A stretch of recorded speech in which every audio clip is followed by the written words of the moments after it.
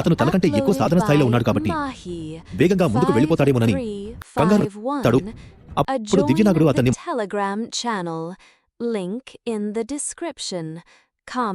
సాగు విశ్వజిత్ దివ్యనాగ వేదిక 3వ అంతస్తుపై అడుగుపెట్టగానే చుట్టూ ఉన్న ప్రదేశం మసకబారింది.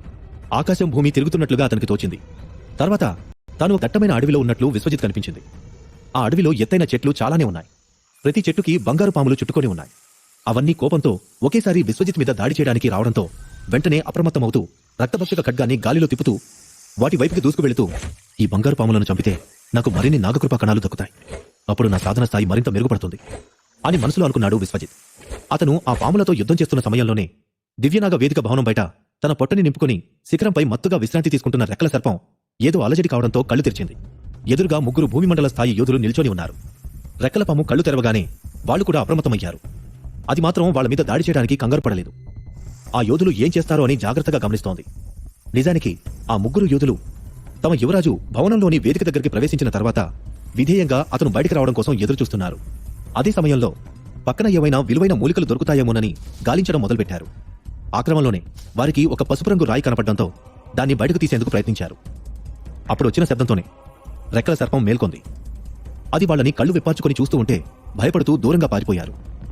అప్పుడే ఆకాశంలో ఒక ప్రకాశవంతమైన వెలుగు ప్రత్యక్షమై మొత్తం ఆ ప్రదేశాన్ని కాంతివంతంగా మార్చేసింది.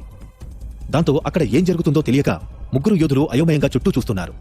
అప్పుడే గాలిలో ఎగిరే కొన్ని గుర్రాలు వాళ్ళకి కనిపించాయి. అవి ఒక బంగారు రథాన్ని లాగుతూ ఉన్నాయి. ఆ గుర్రాలు కూడా దివ్యనాగ వేదిక ఉన్న భవనం వైపుకి ప్రయాణిస్తూ ఉన్నాయి. ఆ రథాన్ని చూసిన వెంటనే భూమిమండల స్థాయి యోధుల గుండెల్లో దడపుట్టింది. ఆ రథంలో ఉన్న వ్యక్తి ఎవరో తెలియదు కానీ చాలా శక్తివంతుడై ఉంటాడనిపిస్తోంది. అతను కూడా దివ్యనాగ వేదిక కోసమే ఇక్కడికి వచ్చినట్టున్నాడు. ఈ వేదిక ప్రత్యక్షమైందని కేవలం యువరాజుకు మాత్రమే తెలుసనుకున్నాను. కానీ ఇప్పుడు వస్తున్న వ్యక్తి ఎవరు? మనం అతన్ని అడ్డుకోవాలా అని 3 యోధులలో ఒకడు అయోమయంగా అడిగాడు. అప్పుడే మరో యోధుడు రథంలో కూర్చున్న వ్యక్తిని జాగ్రత్తగా పరిశీలించి, ఆ రథం గంధసార పర్వత అధిపతిది అనన్నాడు. గంధసార పర్వత అధిపతి బుధమండల యోధురాలు కదా, అంటే ఈ రథాన్ని నడిపిస్తుంది తనేనా? ప్రస్తుతం మనకు ఉన్న శక్తితో ఆమెను ఎదుర్కోవడం అసాధ్యం. ఇప్పుడు మనం ఏం చేయాలి అని కంగారుగా అడిగాడు మొదటి యోధుడు. దాంతో మరో యోధుడు కొద్దిసేపు ఏదో ఆలోచించి, అదృష్టవశాత్తు ఈమె ఇక్కడికి రావడానికంటే ముందే యువరాజు లోపలికి ప్రవేశించారు. లేకపోతే ఆయనకు కూడా లోపలికి వెళ్లే అవకాశం దొరికిండేది కాదు. ప్రస్తుతానికి మనం మౌనంగా ఏం జరుగుతుందో గమనిద్దాం అనన్నాడు. కొద్దిసేపటికి ఎగిరి గుర్రాల రథం పర్వతపు అంచున ఆగింది. మరుక్షణమే అందులో నుండి అందమైన అమ్మాయి కిందకి దిగింది.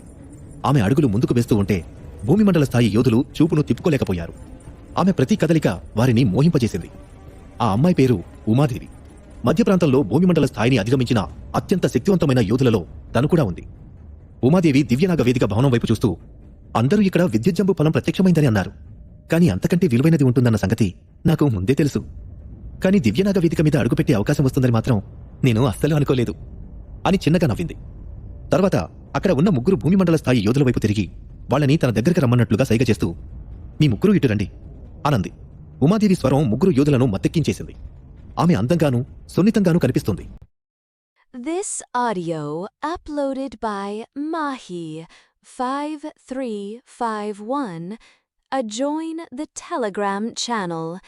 Link in the description. Comments, like, and subscribe. వారి సంభాషణ విని చిన్నగా నిట్టూర్చారు. తమ యువరాజు మొదట భవనంలోకి ప్రవేశించినా అతను దివ్యనాగ వేదికని సొంతం చేసుకునే అవకాశం లేదనుకున్నారు. అదే సమయంలో కర్ణముఖుడు ఉమాదేవితో వాదిస్తూ ఉండగానే భయంకరంగా బుసలు కొట్టే శబ్దం వినిపించింది. అప్పుడే ఆకాశం నుండి మరో పెద్ద మణిధారి నాగపాము దివ్యనాగ వేదిక భవనం వైపుకొచ్చింది. దాన్ని చూడగానే ఉమాదేవి చిన్నగా నిట్టూరుస్తూ, మణిధారి నాగపాము నుండి నేను జీవశక్తిని అనుభవించలేకపోతున్నాను. కాబట్టి ఇది ప్రాణాలతో లేదు. ఎవరో ఆ పాము శరీరాన్ని ఒక బొమ్మలాగా మార్చి వాడుతున్నారు అనంది. అప్పుడే మణిధారి నాగపాము యొక్క బుసలు కొట్టే శబ్దం విన్న వెంటనే గోపురానికి చుట్టుకొని ఉన్న రెక్కల సర్పం కూడా భయంకరంగా బుసలు కొట్టడం ప్రారంభించింది. ఒకేసారి చాలా మంది శక్తివంతులు దివ్యనాగ వేదికను తమ సొంతం చేసుకోవడానికి అక్కడికొచ్చారు. వారందరినీ చూసిన తర్వాత రెక్కల సర్పం భయపడిపోయింది. మణిధారి నాగపాము కొండ అంచున ఆగిన తర్వాత నోరు పెద్దగా తెరిచింది. అప్పుడు దాని లోపల నుండి 3 వ్యక్తులు బయటకొచ్చారు. వాళ్లలో ఒక వ్యక్తి పవిత్ర ఆశ్రమ ఉత్తమ అధిపతి అయిన నవ్య. నెల రోజుల పాటు ఏకాంతంలో సాధన చేసిన తర్వాత నవ్యశక్తిలో విపరీతంగా మార్పు వచ్చింది. ఆమె ఆధ్యాత్మిక మండలాన్ని దాటి భూమిమండల స్థాయికి చేరుకుంది. ఇక నవ్యను చూడగానే కర్ణముఖుడు ఆశ్చర్యంతో కళ్ళు పెద్దవి చేసి, నవ్యరాణి, నీకు ఈ మణిధారి నాగపాము ఎక్కడ దొరికింది అని అడిగాడు. ఉమాదేవి కూడా ద్వేషం నిండిన కళ్లతో నవ్యను చూస్తోంది. అప్పుడే నవ్య అక్కడ ఉన్న పరిస్థితులన్నింటినీ అర్థం చేసుకుంటూ, ఉమాదేవి, కర్ణముఖుడు, ఇవే కదా మీ పేర్లు? దివ్యనాగ వేదికను నాకు అప్పగించి మీరు ఇక్కడి నుంచి వెళ్ళిపోండి. అని నిర్లక్ష్యంగా చెప్పింది. ఆమె మాటలు వాళ్ళిద్దరికీ ఏమాత్రం నచ్చలేదు. కాకపోతే వాళ్ళు ఒక నక్షత్ర సమాజానికి చెందినవారు. నవ్య 2 నక్షత్ర సమాజానికి చెందినది. కాబట్టి ఆమెను ఎదిరించే శక్తి ఉమాదేవికి, కర్ణముఖుడికి లేదు. ఏం సమాధానం చెప్పాలా అని వాళ్ళు ఆలోచిస్తూ ఉండగానే ఆకాశంలో విశాలమైన విమానం ప్రత్యక్షమైంది. ఆ విమానం త్రిభుజాకారంలో ఉంది. దాన్ని చూడగానే విదర్భ సామ్రాజ్యానికి చెందినవారు కూడా ఇక్కడికి వస్తారని నేను ముందుగానే ఊహించాను అనంది నవ్య. ఇక ఆ విమానం కొండాంచున ఆగిన తర్వాత అందులో నుండి 7 వ్యక్తులు బయటకొచ్చారు. వారందరూ ఆకుపచ్చ రంగు వస్త్రాలు ధరించి ఉన్నారు. వారి ముఖ కవళికలు, నడక, ప్రవర్తన అన్నీ ఒకేలా ఉన్నాయి. వారు విదర్భ సామ్రాజ్యపు 7 రాజకుమారులు. విదర్భ సామ్రాజ్యపు చక్రవర్తి రాలేదు, బదులుగా తన కుమారులను పంపాడు అని అసహనంగా అన్నాడు కర్ణముఖుడు. ఆ 7 రాకుమారులు చాలా ఆత్మీయంగా ఉంటారు. వాళ్ళందరూ కలిసి ఒక మాయా ఆత్మశ్రేణిని ఏర్పరిస్తే ఎటువంటి యోధుడైనా వాళ్ల చేతిలో ఓడిపోవాల్సిందే. వాళ్లు నేల మీద అడుగు పెట్టగానే నవ్యతో సహా అక్కడ ఉన్న వాళ్ళందరూ చేతులు జోడించి 7 రాజకుమారులకు వినమ్రంగా నమస్కరించారు. వాళ్లు మాత్రం ఎవరినీ లెక్క చేయకుండా దివ్యనాగ వేదిక దగ్గరికి వెళ్లేందుకు ఏదో ప్రణాళిక సిద్ధం చేస్తూ ఉన్నారు. అది చూసి కర్ణముఖుడు వ్యంగ్యంగా నవ్వుతూ, ఒక చిన్న దివ్యనాగ వేదిక కోసం ఎంతమంది పోటీ పడుతున్నారంటే నమ్మలేకపోతున్నాను అనన్నాడు. వెంటనే, అయితే నువ్వు ఇక్కడి నుంచి వెళ్ళిపోవచ్చుగా ముసలుడా అని ఎగతాళిగా అంది ఉమాదేవి. నేనేమీ ఇక్కడి నుంచి వెళ్లను, కావాలంటే మీతో యుద్ధం చేసైనా సరే దివ్యనాగ వేదికను నా సొంతం చేసుకుంటాను అని కోపంగా అన్నాడు కర్ణముఖుడు. అయితే నువ్వు ఇక్కడ ఉన్న అన్ని సమాజాల మధ్య యుద్ధం జరగాలని కోరుకుంటున్నావా అని గంభీరంగా అడిగింది ఉమాదేవి. మధ్య ప్రాంతంలో అనేక సమాజాలు, అనేక రాజ్యాలు ఉన్నాయి. కానీ ఎక్కువ సమాజాలు రాజ్యాల కంటే శక్తివంతమైనవి. 2 సమాజాల మధ్య యుద్ధం ప్రారంభమైతే అది 2 రాజ్యాల మధ్య యుద్ధం కంటే మరింత భయంకరంగా ఉంటుంది. తర్వాత ఏమవుతుంది? సమాజాల మధ్య యుద్ధం జరుగుతుందా? విశ్వజిత్ చివరికి దివ్యనాగ వేదిక యొక్క అసలు రహస్యాన్ని తెలుసుకుంటాడా? ఇలాంటి ప్రశ్నలకు సమాధానాలు తెలియాలంటే వింటూనే ఉండండి విశ్వవిజేత మీ పాకెట్ ఎఫ్ఎంలో. తేపు ఏదో ఆలోచించిన తర్వాత, నాగరాజా, నువ్విలా మౌనంగా ఉంటే ఎలా చెప్పు? ఇక్కడి నుంచి బయటపడడానికి ఏదైనా మార్గం ఉందా అని ఆందోళనగా అడిగాడు. అప్పుడు, నీ నిల్వ ఉంగరంలో ఉన్న చర్మపత్రాన్ని, అలాగే దివ్యమంత్రాలని నిర్మించడానికి కావలసిన పదార్థాలని బయటికి తీ అని ప్రశాంతంగా చెప్పాడు దివ్యనాగుడు. ఆ మాటలు విన్న వెంటనే క్షణం కూడా ఆలస్యం చేయకుండా దివ్యమంత్రాన్ని నిర్మించడానికి కావలసిన వాటన్నింటినీ బయటికి తీశాడు విశ్వజిత్. తర్వాత దివ్యనాగుడు తన ఆత్మశక్తిని విడుదల చేసి కలంలోకి ప్రవేశింపజేశాడు. అప్పుడు విశ్వజిత్ చర్మపత్రంపై దివ్యమంత్రాన్ని రాయడం ప్రారంభించాడు. అక్కడ ఉన్న కొంతమంది ఖైదీలు కొత్తగా వచ్చిన వ్యక్తి ఏం చేస్తున్నాడా అని ఆసక్తిగా చూశారు. అప్పుడే ఒక ఖైదీ చిన్నగా నవ్వుతూ, నువ్వు ఒక మంత్రనిపుణుడివా? ఇంత తక్కువ శక్తితో నాగలోకంలో ఎలా ప్రవేశించావు అని అడిగాడు. ఆ ప్రశ్న అతను తనని ఉద్దేశించి అడుగుతున్నాడని తెలిసినప్పటికీ విశ్వజిత్ అక్కడ ఉన్న ఖైదీకి సమాధానం ఇవ్వకుండా తన దివ్యమంత్రాన్ని రాయడం కొనసాగించాడు. దాంతో కోపగించుకున్న ఖైదీ గొంతు పెంచి, నీకు చెవుడు కూడా ఉందా?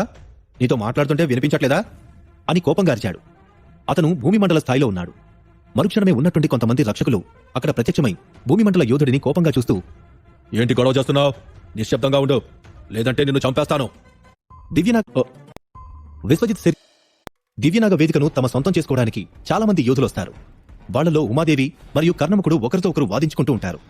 అప్పుడే సమూహాల మధ్య యుద్ధం గురించి మాట్లాడుతుంది ఉమాదేవి. గతంలో కూడా చాలాసార్లు మధ్య ప్రాంతంలోని సమూహాల మధ్య అనేక యుద్ధాలు జరిగాయి. కానీ 2 నక్షత్ర సమాజం అలాగే విదర్భ సామ్రాజ్యం ఏర్పడిన తర్వాత అక్కడ పరిస్థితి చక్కబడింది. ఇప్పుడు ఉమాదేవి యుద్ధం గురించి మాట్లాడడంతో అక్కడ వాతావరణం వేడెక్కిపోయింది. కొంత సమయానికి బ్రహ్మచారిణి సమాజానికి చెందిన వారు కూడా అక్కడికి చేరుకున్నారు. అందరూ వచ్చిన తర్వాత నవ్య చిన్నగా నవ్వుతూ, ఇప్పుడు మనం కూర్చొని మాట్లాడుకోవాల్సిన సమయం వచ్చేసిందనుకుంటా అనంది. బయట జరుగుతున్న దాని గురించి ఏమాత్రం తెలియని విశ్వజిత్ దివ్యనాగ వేదిక 3వ అంతస్తులో నాగకృప కణాలను తనలో విలీనం చేసుకుంటూ ఆనందంతో ఉప్పొంగిపోతున్నాడు. ఒక అంతస్తులోని మాయాశ్రేణిని ఛేదించిన తర్వాత మరో అంతస్తులో అడుగుపెడుతున్నాడు. అక్కడ మళ్లీ కొత్తగా మరో మాయాశ్రేణి ప్రత్యక్షమవుతోంది. వేల సంవత్సరాలుగా నాగకృపా కణాలు నిల్వ ఉండడం వల్ల విశ్వజిత్కి గొప్ప లాభమే చేకూరుతోంది. అతని సాధన స్థాయి చాలా వరకు పెరిగింది. ప్రస్తుతం అతను దివ్యనాగ వేదిక 4వ అంతస్తులో ఉన్నాడు. తను మహావీర యోధుడి స్థాయి 3వ దశకు చేరుకున్నాడు. ఆధ్యాత్మిక మండల స్థాయి మొదటి నక్షత్రానికి చేరుకోవడానికి ఇంకా 1 అడుగు దూరం మాత్రమే ఉంది. సాధారణ యోధులతో పోలిస్తే అతని శక్తి చాలా బలంగా ఉంటుంది. అయినప్పటికీ సాధన వేగం మాత్రం ఇతర యోధుల కన్నా చాలా తక్కువగానే ఉంది. ఒక్కసారి తన శరీరంలో ఎదురైన అడ్డంకిని అధిగమించిన తర్వాత అతని సాధనా వేగం కూడా ఇతర యోధుల కంటే అనేక రెట్లు వేగంగా పెరుగుతుంది. నిజానికి విశ్వజిత్ యోధ సాధన ప్రారంభించినప్పటి నుండి కూడా అతను తన అభివృద్ధి వేగంతో సంతృప్తి చెందలేదు. కానీ దివ్యనాగ వేదికలో పైకి ఎక్కుతున్న కొద్దీ అతని సాధన స్థాయి కూడా మారుతుండడంతో కాస్త సంతృప్తి చెందాడు. కాకపోతే ప్రతిసారి అతను కొత్త సవాళ్లు ఎదుర్కొన్నప్పుడు ముందు కంటే అత్యధికంగా కష్టపడాల్సొస్తుంది. 4వ అంతస్తులో విశ్వజిత్ తన రక్తభక్షక ఖడ్గాన్ని ఉపయోగించి ముందుకు దూసుకుపోయాడు. అక్కడ ఉన్న మాయా జంతువులను చంపడానికి అతనికి ఎటువంటి ఇబ్బంది కలగలేదు. కానీ 5వ అంతస్తులోకి అడుగు పెట్టగానే అతని ముందు వేల సంఖ్యలో గుర్రాలు వచ్చి నిల్చున్నాయి. ప్రస్తుతం తన దగ్గర ఉన్న ఖడ్గంతో ఆ This audio uploaded by Mahi 5351. Join the Telegram channel. Link in the description. Comments, like, and subscribe. దివ్యనాగ రక్తరేఖ అనే ప్రత్యేకమైన జన్యువులు కలవారు దివ్యనాగ వేదికను ఇప్పుడు ఆ వృత్తాకార దివ్య మంత్రానికి దగ్గరగా వెళ్ళు అని ఆదేశించాడు. విశ్వజిత్ సరే అన్నట్లుగా తల ఊపి గోడ దగ్గరికి వెళ్లి వృత్తాకార దివ్యమంత్రం కింద నిలబడ్డాడు. వెంటనే అతని చుట్టూ ఒక బంగారు కాంతి ఏర్పడింది. అది శరీరంపై పడగానే అకస్మాత్తుగా అడుగుల శబ్దం వినిపించింది. దాంతో యువరాజు కూడా 6వ అంతస్తుకు వచ్చేశాడని గ్రహించాడు విశ్వజిత్. కాని బంగారు కాంతి మధ్యలో నిలబడిన విశ్వజిత్కి తన శరీరంలోని ప్రతి భాగం బంగారు కణాలుగా మారుతున్నట్లుగా అనిపించింది. అతని రూపం క్రమంగా మసకబారుతూ ఒక మేఘంలాగా మెల్లగా చెదిరిపోతున్నట్లుగా కనిపించింది. అప్పుడే అకస్మాత్తుగా చంద్రగిరి సామ్రాజ్యానికి చెందిన యువరాజు క్రూర మృగంలాగా గర్జిస్తూ, "నీకు ఎంత ధైర్యం రా! ఇప్పుడే నేను నిన్ను చంపేస్తాను!" అని కోపంగా అరిచాడు. చంద్రగిరి యువరాజు చాలా కాలంగా ఇక్కడికి రావడానికి ప్రణాళిక వేసుకున్నాడు. కాని విశ్వజిత్ అడుగు తేడాతో అతన్ని ఓడించాడు. యువరాజు పిచ్చివాడిలా అరుస్తూ ఉండగా విశ్వజిత్ మాత్రం ఎలాంటి సమాధానం ఇవ్వలేదు. కొంత సమయానికే అతని శరీరం కాంతి కణాలుగా మారి గాలిలో అదృశ్యమైపోయింది. అప్పుడే దివ్యనాగుడు తన ఆత్మశక్తిని వృత్తాకార దివ్యమంత్రంలోకి ప్రవేశపెట్టాడు. విశ్వజిత్ 6వ అంతస్తు నుండి అదృశ్యమైన వెంటనే దివ్యనాగ వేదికపై ఒక తెల్లని కాంతి ప్రత్యక్షమైంది. అది ఘనమైన మేఘాలు గాలులను చీల్చుకుంటూ గోపురం ద్వారా ఆకాశంలోకి ఎగసిపడి ఎక్కడో అదృశ్యమైపోయింది. అది చూసి చంద్రగిరి యువరాజు అదృశ్యమైపోయాడు అని నిరాశగా అంది ఉమాదేవి. నిజానికి దివ్యనాగ వేదిక అనేది ప్రయాణ స్థలాలలో ఒకటి. ఆ వేదికలోని అన్ని మాయాశ్రేణులు ఛేదించిన తర్వాత ఒక యోధుడు నాగలోకంలోకి ప్రవేశించవచ్చు. కాకపోతే అతను భౌతిక దేహంతో అక్కడికి వెళ్లలేడు కాబట్టి కాంతి కణాలుగా మారి మరో లోకానికి పయనిస్తాడు. ఇప్పుడు అక్కడ ఉన్న యోధులు కూడా దివ్యనాగ వేదికకు అంతగా ప్రాధాన్యం ఇవ్వడానికి కారణం అదే. వారు కూడా తమ సమాజంలోని యోధులను శక్తివంతులుగా మార్చడానికి నాగలోకానికి వెళ్లి అక్కడ కొన్ని సర్పాలతో ఒప్పందాన్ని కుదుర్చుకోవాలని అనుకుంటున్నారు. దివ్యనాగ జాతి యొక్క నాగకృపా కణాలు సాధనను పెంచే ఔషధాల కంటే చాలా ప్రభావవంతంగా ఉంటుంది. పైగా దానికి దుష్ప్రభావాలు ఉండవు. అందుకే నాగలోకంలోని సర్పాలతో ఒప్పందం కుదుర్చుకొని వాటి శక్తి అయిన నాగకృపా కణాలను అందరూ సాధించాలనుకుంటారు. ఇక ఉమాదేవికి చంద్రగిరి యువరాజు దివ్యనాగ వేదిక మీదకి ప్రవేశించాడని ముందే తెలుసు. కాబట్టి ఆ తెల్లని కాంతి కిరణాలను చూసినప్పుడు అది యువరాజు అయ్యుంటాడనుకుంది. కాని అతను ఇంకా 6వ అంతస్తులో నిరాశగా నిలబడి ఉన్నాడన్న సంగతి ఆమెకు ఏమాత్రం తెలియదు. చంద్రగిరి యువరాజు ఇప్పటికే నాగపాము ప్రతిమను వృత్తాకార దివ్యమంత్రం పక్కన ఉన్న రంధ్రంలో ఉంచాడు. అయినప్పటికీ దివ్యమంత్రం జాగృతం కాలేదు. కొంతసేపు ఆలోచించిన తర్వాత యువరాజు నాగపాము ప్రతిమను గోడ రంధ్రం నుండి బయటకు తీసేశాడు. కాని అతను దాన్ని బయటకు తీసిన వెంటనే వృత్తాకార దివ్యమంత్రం మళ్లీ బంగారు కాంతితో ప్రకాశించింది. "ఇది పనిచేస్తోంది!" అని ఉత్సాహంగా అరిచాడు యువరాజు. అతని ముఖం ఆనందంతో వెలిగిపోయింది. తను కూడా ఆలస్యం చేయకుండా బంగారు కాంతిలోకి ప్రవేశించాడు.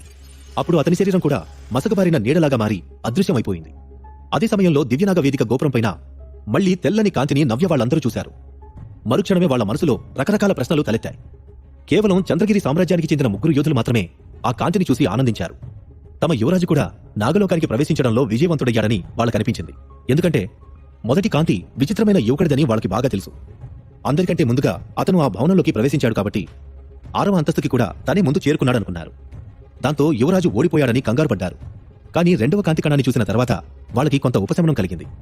తమ యువరాజు నాగలోకానికి చేరడం వల్ల రాజ్యం మొత్తానికి గొప్ప లాభం చేకూరుతుందనుకున్నారు. ఇక అతను సాధన స్థాయిని పెంచుకొని బుధమండలంలో అడుగుపెడితే 1 నక్షత్ర సమాజంగా ఉన్న చంద్రగిరి సామ్రాజ్యాన్ని 2 నక్షత్రాల సమాజంగా మార్చగలడు. కాని అప్పుడే దివ్యనాగ వేదిక గోపురంపై బంగారు రంగు కాంతి మెరిసింది. దాని నుండి ఒక వ్యక్తి బయటకొచ్చాడు. అతను చాలా దయనీయ స్థితిలో ఉన్నాడు. కొంతసేపు నేల మీద పడి విలవిలా కొట్టుకున్న తర్వాత చివరికి తన శరీరాన్ని అదుపులోకి తెచ్చుకొని అతి కష్టం మీద పైకి లేచి చుట్టూ చూస్తూ, "నేను ఎక్కడున్నానో?" అని అడిగాడు.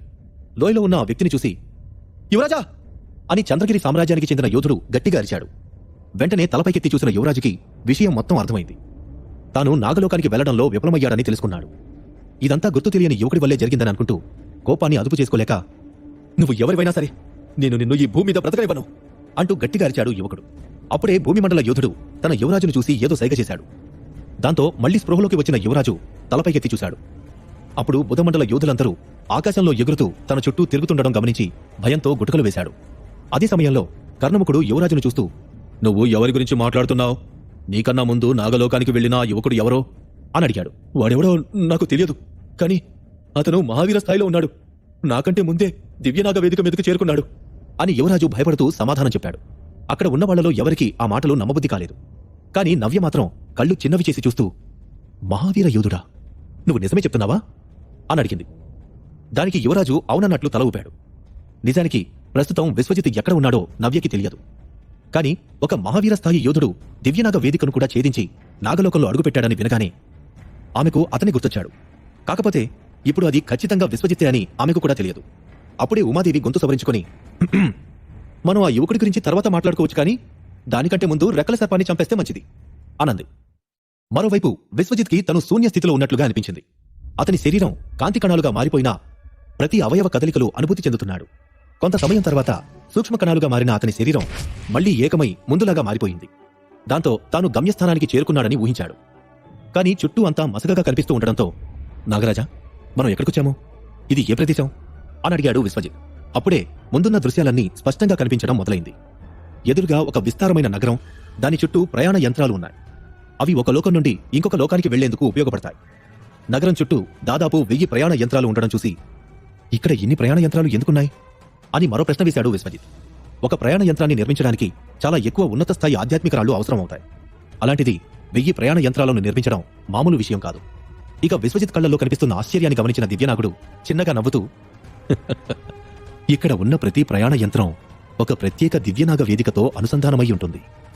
నువ్వు ఇక్కడ ఉన్న యంత్రాలు ఎక్కువ అనుకుంటున్నావు, కానీ ఇది నాగలోకంలోని ఒక చిన్న భాగం మాత్రమే. ఈ నగరం ప్రత్యేకంగా దివ్యనాగ రక్తరేఖ కలిగిన మనుషుల కోసం నిర్మించబడినది అని చెప్పాడు. నిజానికి దివ్యనాగ జాతిలో కేవలం సర్పాలు మాత్రమే కాదు, మానవులు కూడా ఉంటారు. కాకపోతే వారిలో దివ్యనాగ రక్తరేఖ అనే ప్రత్యేకమైన జన్యువులు ఉంటాయి. అలాంటి వాళ్లను కూడా దివ్యనాగ జాతికి చెందిన వారిగా పరిగణిస్తూ ఉంటారు. వాళ్ళు నాగజాతి యొక్క అత్యంత శక్తివంతమైన సాధన పద్ధతులను అభ్యసించగలరు. తర్వాత ఏమవుతుంది? విశ్వజిత్ నిజంగా నాగలోకానికి చేరుకున్నాడా? నాగలోకంలో విశ్వజిత్ ఎటువంటి పరిస్థితులను నాగలోకానికి వస్తూ ఉంటారని తెలుసుకుంటాడు విశ్వజిత్. నిజానికి దివ్యనాగ రక్తరేఖ కలిగిన మనుషులు ప్రపంచంలోని అనేక ప్రాంతాలలో ఉన్నారు. అందుకే దివ్యనాగ జాతి ఆ మనుషులు నాగలోకానికి This audio uploaded by Mahi 5351. Join the Telegram channel. Link in the description. Comments, like, and subscribe.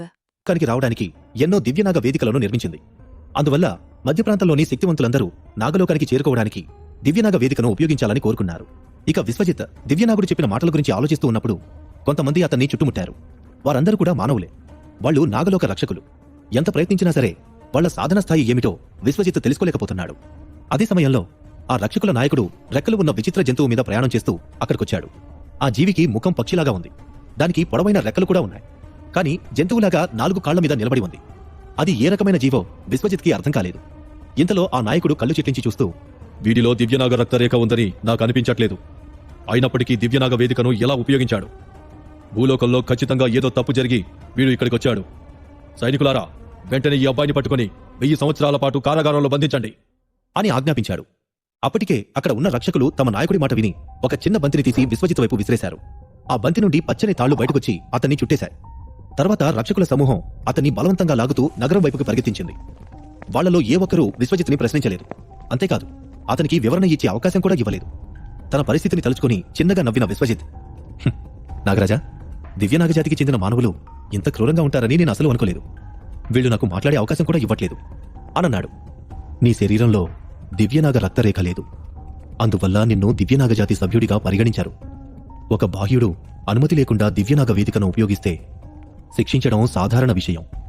వారు చెప్పినట్లే నిన్ను 1000 సంవత్సరాల పాటు కారాగారంలో పెట్టి తర్వాత ఇక్కడి నుండి బహిష్కరిస్తారు. ఈ నియమం ప్రాచీన కాలం నుండి కొనసాగుతోంది అని ప్రశాంతంగా సమాధానమిచ్చాడు దివ్యనాగుడు. ఆ మాటలు విన్న విశ్వజిత్కి నవ్వాలో ఏడవాలో కూడా అర్థం కాలేదు. అంతా తెలిసే దివ్యనాగుడు తనని ఇలాంటి ప్రమాదంలోకి నెట్టేశాడనుకున్నాడు. అదీకాక ప్రస్తుతం విశ్వజిత్కి 22 సంవత్సరాలు మాత్రమే. సాధారణంగా ప్రత్యేక దివ్యనాగ రక్తరేఖ జన్యువులు కలిగిన మానవులు 1000 సంవత్సరాల కంటే ఎక్కువ కాలం బ్రతుకుతారు.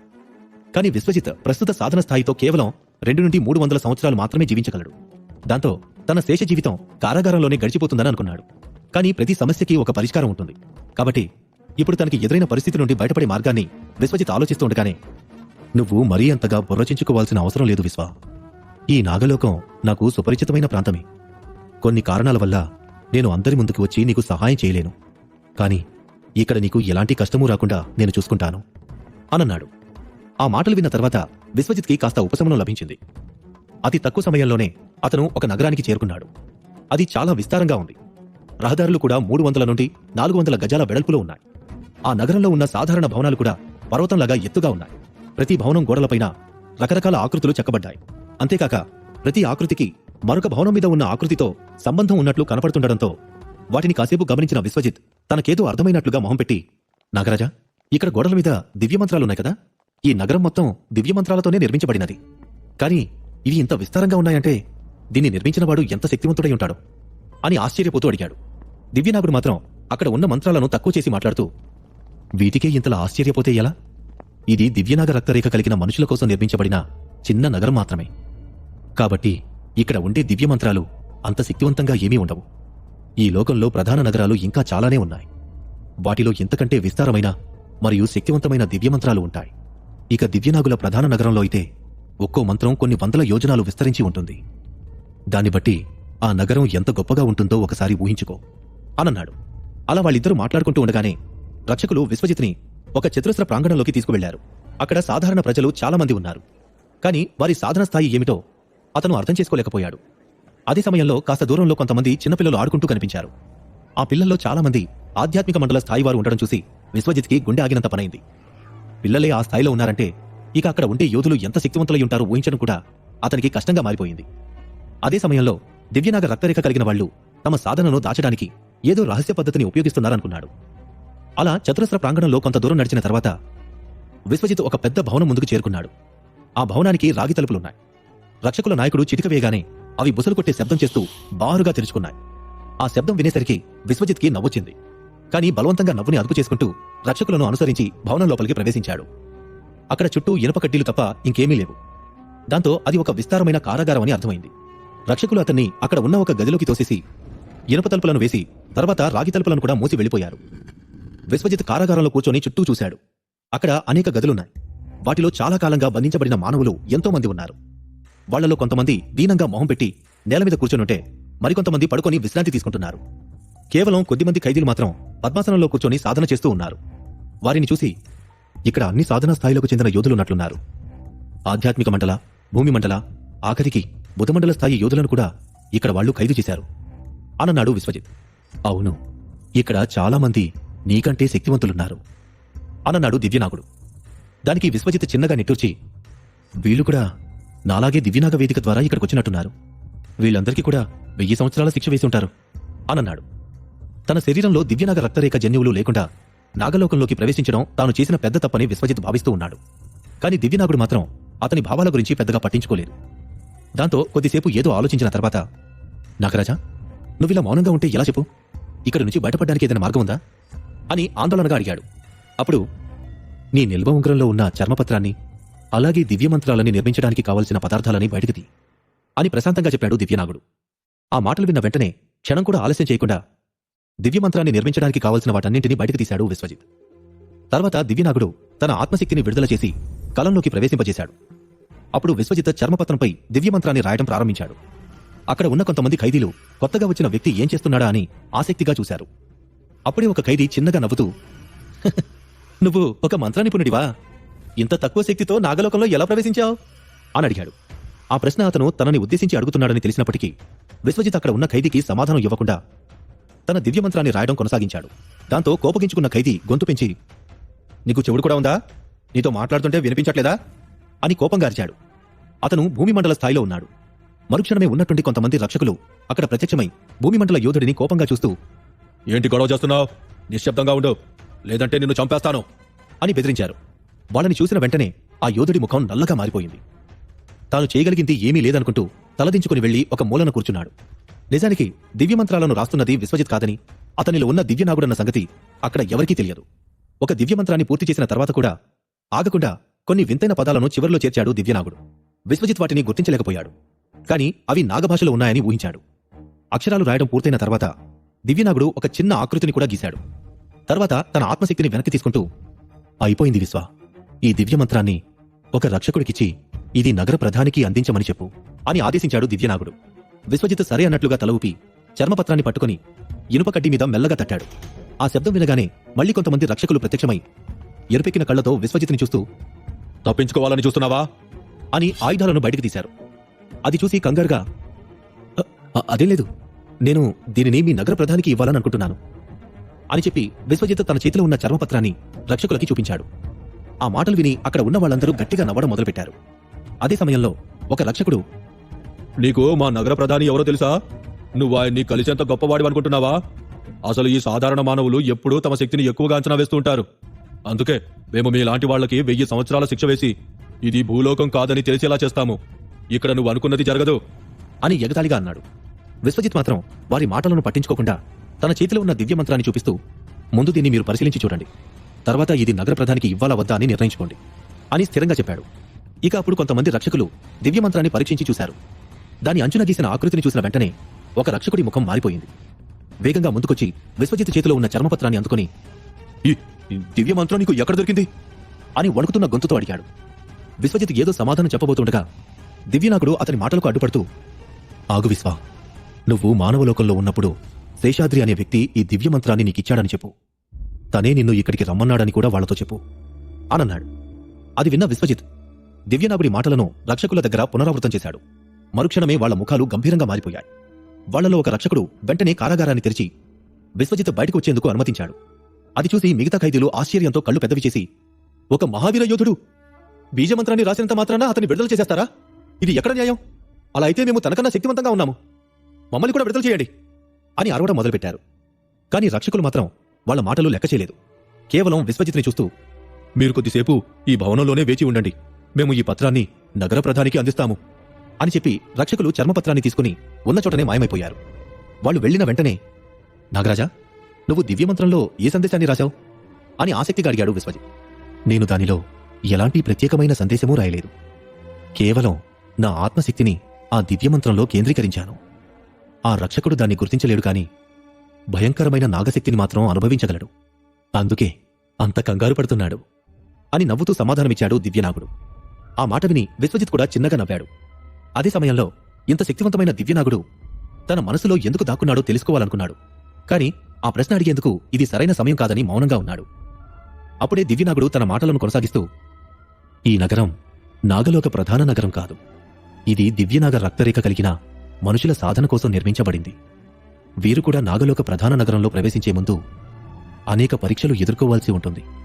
అలా దివ్యనాగజాతి ప్రత్యేకమైన ప్రతిభావంతులను మాత్రమే ప్రధాన నగరంలో ప్రవేశించేందుకు అనుమతిస్తుంది అని వివరించాడు. నిజానికి విశ్వజిత్కి యుద్ధకళా శిక్షణ ఇవ్వమని దివ్యనాగుడు అక్కడి ప్రధానిని కోరాడు. కాని ఆ విషయం కావాలని బయటపెట్టలేదు. అప్పుడే, నాగరాజా, నువ్వు నీ లోకానికి తిరిగొచ్చినా సరే బయటకెందుకు రావట్లేదు? ఇక్కడ నీ వాళ్ళు ఎవరూ లేరా అని కొన్ని సంవత్సరాలుగా తన మనసులో అణిచివేసుకున్న ప్రశ్నను బయటపెట్టాడు విశ్వజిత్. ఆ ప్రశ్న వినగానే దివ్యనాగుడు నిశ్శబ్దంగా మారిపోయాడు. కొద్దిసేపటి తర్వాత చిన్నగా నిట్టూర్పు విడిచి, నాకు కొన్ని బాధ్యతలు ఉన్నాయి విశ్వ, వాటి కోసం నేను అన్నిటినీ త్యాగం చేయాల్సొచ్చింది అనన్నాడు. తర్వాత విశ్వజిత్ శరీరంలో దివ్యనాగ రక్తరేఖ లేకపోవడంతో నాగలోకంలోని వాళ్లు అతన్ని బాహ్య వ్యక్తిగా భావించి 1000 సంవత్సరాలు బందీగా ఉండాలని చెప్తారు. అదే సమయంలో దివ్యనాగుడు విశ్వజిత్కి సహాయం చేసి దివ్యమంత్రాన్ని నిర్మించి కారాగార రక్షకుడి ద్వారా నగర ప్రధానికి సందేశం పంపిస్తాడు. అందులో విశ్వజిత్కి నాగలోకంలో శిక్షణ పొందే అవకాశం ఇవ్వాలని దివ్యనాగుడు పేర్కొంటాడు. త్వరలో తనకంటూ కొన్ని బాధ్యతలు ఉండడం వల్లే నాగలోకంలో అందరికీ కనిపించేలా బయటికి రాలేకపోతున్నానని విశ్వజిత్కి చెప్తాడు దివ్యనాగుడు.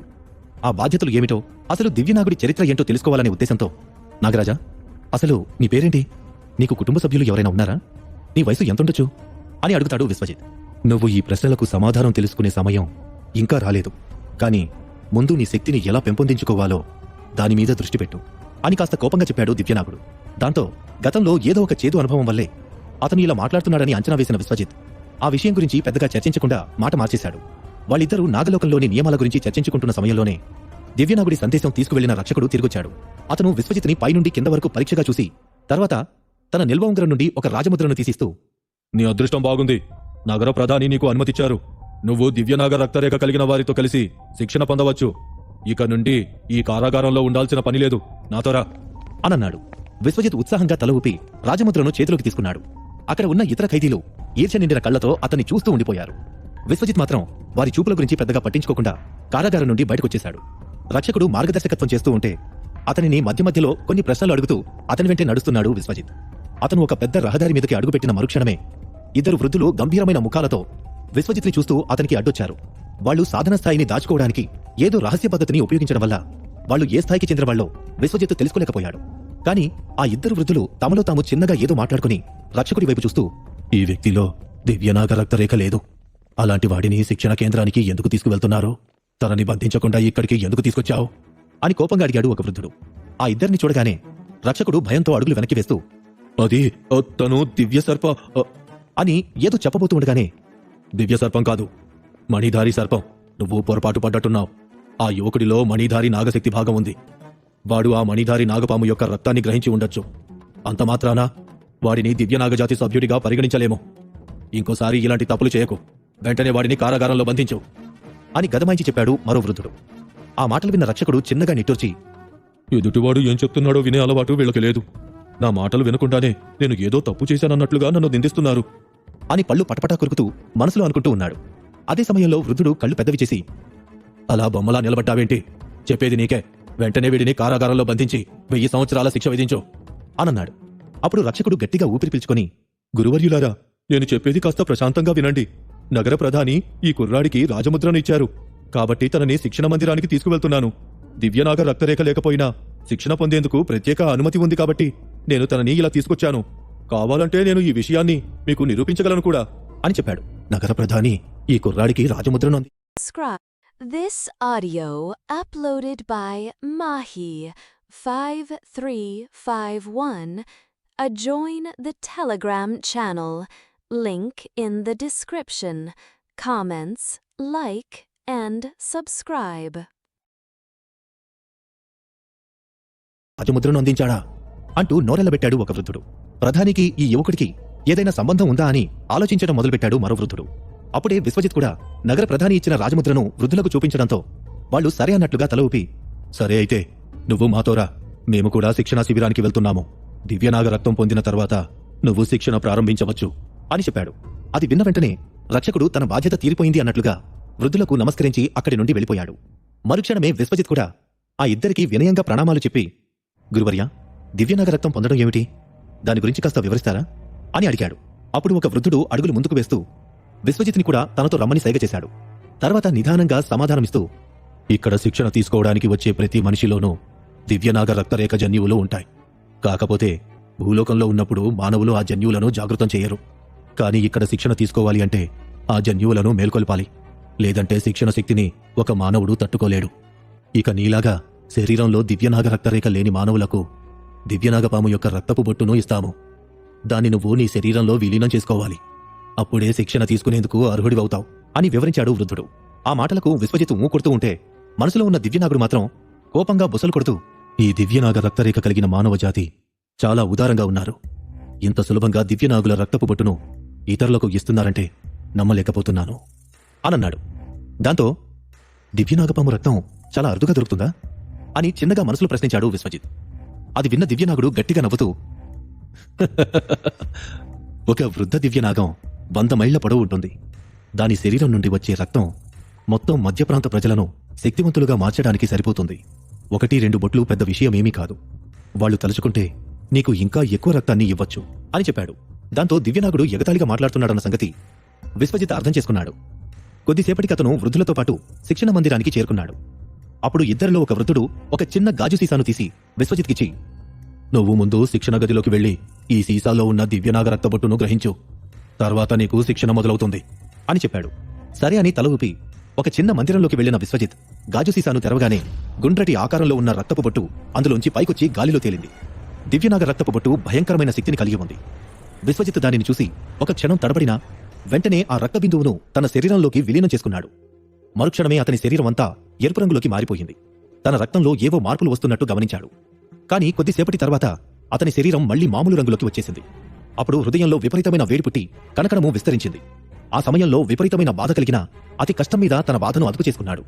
అప్పుడే దివ్యనాగుడు కూడా చిన్నగా నవ్వుతూ, విశ్వ, నువ్వు సాధించావు. ఇప్పుడు నీలో కూడా దివ్యనాగ రక్తరేఖ వచ్చి చేరింది అనన్నాడు. ఇక ఆ ప్రక్రియ అంతా పూర్తయిపోయిన తర్వాత విశ్వజిత్ మళ్లీ శిక్షణ మందిరంలో నుండి బయటకొచ్చాడు. అప్పుడు వృద్ధుడు అతన్ని గౌరవంగా చూస్తూ, ఇప్పుడు మీరు కూడా మాలో ఒకరు, త్వరగా నాతో రండి అనన్నాడు. తన శరీరంలో దివ్యనాగ రక్తరేఖ వచ్చిన మరుక్షణమే వృద్ధుడి ప్రవర్తన మారిపోవడం చూసి విశ్వజిత్ ఆశ్చర్యపోయాడు. కాని తన భావాలను వ్యక్తం చేయకుండా మౌనంగా అడుగులు ముందుకు వేశాడు. మధ్య మార్గంలో అనేక స్మారక స్తంభాలను చూశాడు. వాటి ముందు కొంతమంది యోధులు కూర్చొని ఏదో అర్థం చేసుకోవడానికి ప్రయత్నిస్తూ ఉన్నారు. ఆ స్తంభాల నుండి రహస్యమైన శక్తి వెలువడుతూ ఉంది. వాటికి కొంత దూరంలో ఉన్నా సరే విశ్వజిత్ ఆ శక్తిని స్పష్టంగా అనుభవించగలుగుతున్నాడు. దాంతో ఈ స్తంభాలు అని విశ్వజిత్ ఏదో ప్రశ్నించడానికి నోరు తెరవగానే మౌనంగా ఉండమన్నట్టు వృద్ధుడు సైగ చేశాడు. వాళ్ళు ఆ స్తంభాలను దాటి వెళ్లిన తర్వాత, ఇక్కడ ఉన్నవన్నీ ఆత్మస్మారక స్తంభాలు. ఈ విశ్వం ఎలా పనిచేస్తుందో, ఇందులో మొత్తం ఎన్ని లోకాలు ఉన్నాయో, అక్కడ నియమాలు ఎలా ఉంటాయో అన్నిటి గురించి వివరంగా ఉంటుంది. యోధుల ప్రపంచంలో మీరు ఉన్నత స్థాయిని పొందాలంటే ప్రతి లోకంలో ఉండే నియమాల గురించి అర్థం చేసుకోవడం చాలా అవసరం. ఈ స్తంభాల ముందు కూర్చొని సాధన చేస్తూ వాటి నుండి వచ్చే శక్తి ఆధారంగా ఏ లోకంలో ఎటువంటి నియమాలు ఉంటాయో తెలుసుకోవచ్చు అని వివరించి చెప్పాడు వృద్ధుడు. అదే సమయంలో విశ్వజిత్కి దివ్యభూమి పరీక్ష సమయంలో తనకి దొరికిన శిలాశాసనం గుర్తుకొచ్చింది. అందులో కూడా ఇలాగే విశ్వానికి సంబంధించిన కొన్ని నియమాలున్నాయి. కానీ ఆ శిలాశాసనం అసంపూర్ణంగా ఉంది. అందువల్ల అందులో ఎక్కువ శక్తి గాని నియమాలు కానీ లేవు. కాకపోతే నాగలోకంలో ఇంత పెద్ద స్తంభాలను చూసిన తర్వాత విశ్వజిత్ ఆశ్చర్యపోకుండా ఉండలేకపోయాడు. అప్పుడే మరో వృద్ధుడు, ఈ ఆత్మస్మారక స్తంభాలను అర్థం చేసుకోవడం అంత సులభం కాదు. దానిలో ఉన్న నియమాల గురించి తెలుసుకోవాలంటే అందులోకి మీ ఆత్మశక్తిని.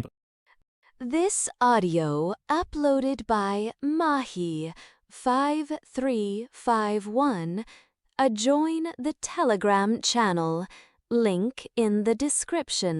Comments, like, and subscribe.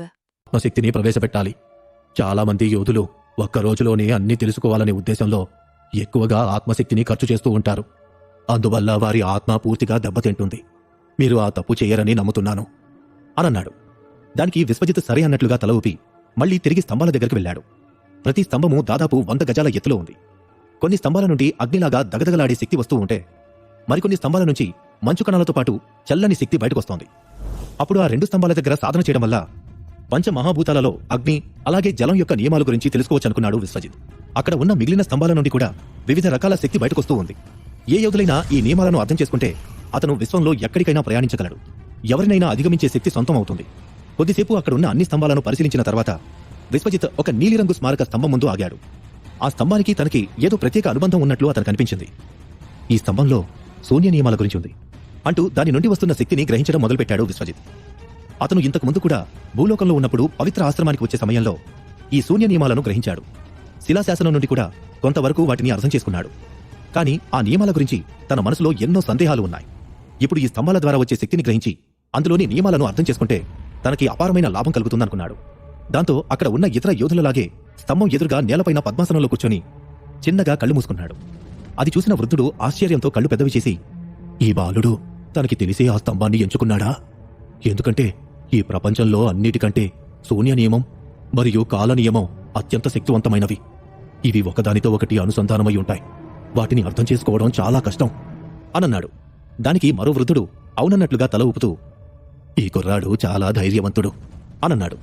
అదే సమయంలో విశ్వజిత్ తన ఆత్మశక్తిని స్మారక స్తంభంలోకి ప్రవేశపెట్టాడు. మరుక్షణమే స్తంభం నుండి అయస్కాంత శక్తి వెలువడి విశ్వజిత్ ఆత్మను తనలోకి లాగేసుకుంది. ఒక్కసారిగా వచ్చిన ఈ మార్పును చూసి విశ్వజిత్ ఆశ్చర్యపోయాడు.